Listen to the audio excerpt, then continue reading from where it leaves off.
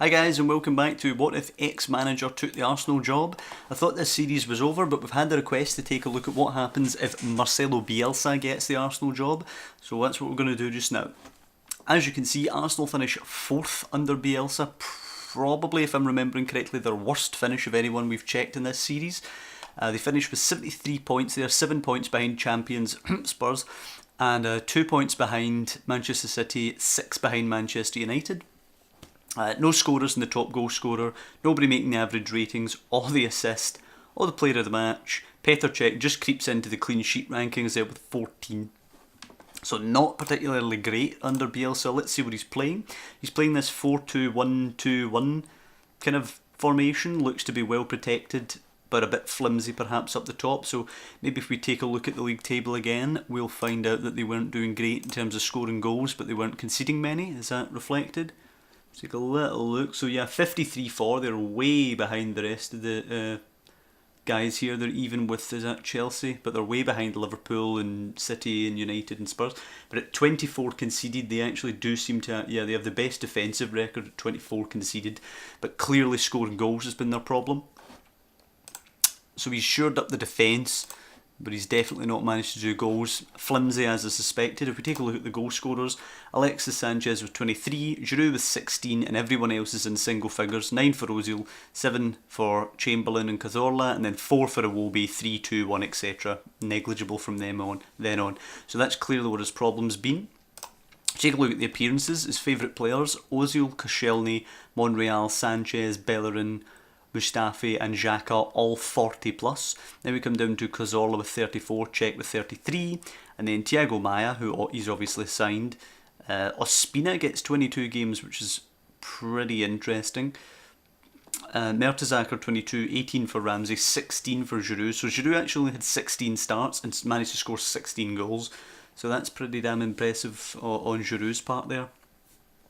And then a couple of other players playing a handful of games there. He's also got Lichtsteiner down here, but he's not used him, which is a bit of a weird one for me. In terms of the average rating, Lichtsteiner actually at the top of the average rating there, despite not playing many games.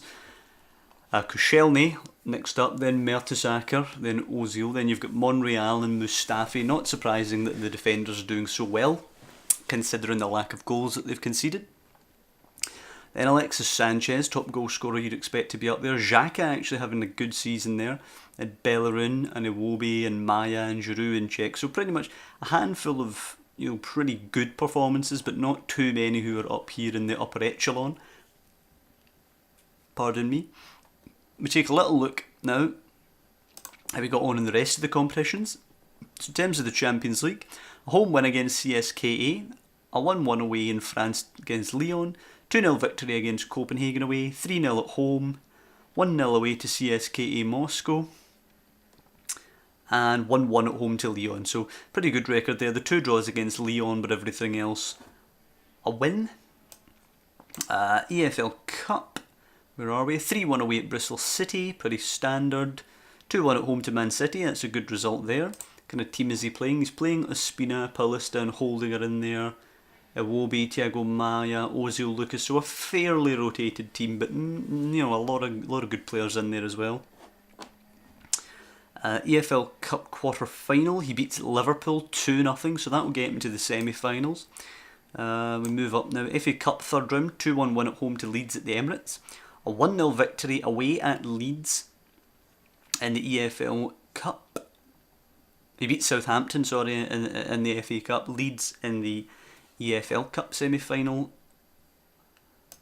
and a 1-1 draw at the Emirates against Leeds, so barely by the skin of their teeth there through to the final, so he could get a trophy for himself despite the poor performance in the league. 3-0 away victory at Barnsley in the Cup, the FA Cup that is, and Champions League knockout round, first leg, last 16 away at Villarreal, 1-1 in Spain, decent result, gives him a good chance to go through.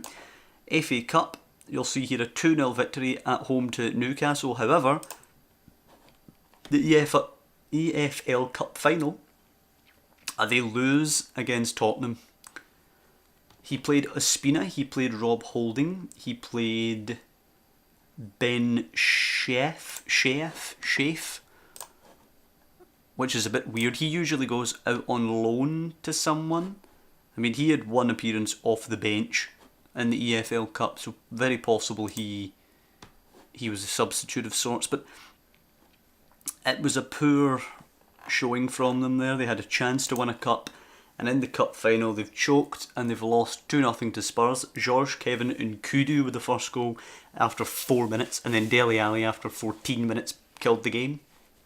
But the fact that they had Nkudu on from the start shows it wasn't exactly the strongest Spurs team either, and they've lost that one. So that's poor, they're out of that now. 2-0 victory at home to Villarreal puts them through to the Champions League quarter-final, but a 1-0 victory at the Emirates against Chelsea. Looking to have actually a pretty strong team out there, although Zach Medley there, obviously a 16-year-old youth player, so he was making strange selections in a lot of these games. But if we come down now, past the FA Cup, Champions League, 2-1 away at Atletico, a loss, but the away goal, you think they're going to go through, and no, they lose 1-0 at home. Fernando Torres with a goal. A trophyless season for Marcelo Bielsa. Not very good at all. A good showing in terms of the goals conceded, but they've lost a couple of these games. 2-0 there to Spurs, 2-0 to Spurs, 2-1 to Atletico, 1-0 against Atletico, 1-0 against Stoke. So basically, they don't concede many goals, but their scoring's letting them down big time. 2-1 against Liverpool. They're not conceding 3s and 4s, but they're scoring 1 or 2. So that's what's let them down. So let's take a look at his signings, interestingly. He signed Ki Sung-young for some weird reason. He's played 8 games there. He's played pretty well, actually, when he has played. A couple of Champions League games where he's disappointed. But a weird signing for me. Thiago Maia there has played quite a few games and done pretty well. He's a good player. A young 20-year-old defensive midfielder there from Brazil. He'll be a good player for them going forward, certainly. So not a bad deal. But it's a bit of a strange one signing Stefan Lichtsteiner there, who they picked up in January. He only got 6 games and he got a 7.66 average. He's an exceptional right back despite his age of 33 years of age. And I think they should have used him more. He got 2 Champions League games off the bench, didn't do particularly well, but one could argue that he really should be starting those types of games. Mental stats, obviously, absolutely ridiculous. Technically, he's okay, and physically, he's still pretty good for a 33-year-old, so he should have got more game time, I think. In terms of outgoing, they sold Jenkinson, which they always do. Debuchy went to Fenerbahce. Yeah, probably okay. He's decent, but no more. And Paulista went to China, as he has done in quite a lot of these experiments. £92,000 a week he's earning there in China, so not doing bad for himself there. But we have seen him get like 180,000 or something like that, so he's been shortchanged a little bit. But a good fee for Arsenal there, getting the 18.75, possibly rising to 24 million. So there we have it, that's how Marcelo Bielsa gets on. He doesn't win a single trophy, shores up the defence, but the lack of goals scored is ultimately what costs them any trophy. Cup final loss, poor performance against Atletico, putting them out. Losing to Chelsea in the FA Cup. But the one that's going to sting there is that Spurs, actually has Spurs done more than a double, or is it only the double they've done? Let's have a little look. EFL Cup, they obviously win. They went out to Man United in the FA Cup, so they don't get that. Champions League semi-final, they go out to Atletico, so Atletico actually put out both North London clubs. Do Atletico win? Oh, we don't know yet, actually. I haven't advanced far enough to see if Atletico win. Oh well, we'll never know. So, that's them out of that. Spurs get the double. Arsenal get nothing. Yeah, that's going to be the most painful thing if this was a real season. Arsenal losing, Spurs are champions, and they lost the cup final that allowed Spurs to complete the double. So Marcelo Bielsa not doing as well as some of the other gaffers. I still think Eddie Howe is actually the most successful one that we've seen so far. I think he only had 1 loss in the league, if I remember correctly. But a couple of the managers have won the title. And a lot of them have Sanchez and Giroud scoring about 50 goals between them. But I think there's probably, barring any more requests for any other gaffers and how they would get on at Arsenal. This is probably going to be the last one in the series. And what I will say just now, guys, is if any of you are like myself, then sometimes you neglect, shall we say, to click that like button on videos that you do like. I do it myself all the time and I have to be prompted, but when somebody does prompt me, I do click the button because it does help, you know. It's one of those things I never did before I started making videos, but I didn't realise how much it really does genuinely help people. You know, if you have a video that's like got 30,000 likes or something like that, then adding an extra one really ain't going to make a difference.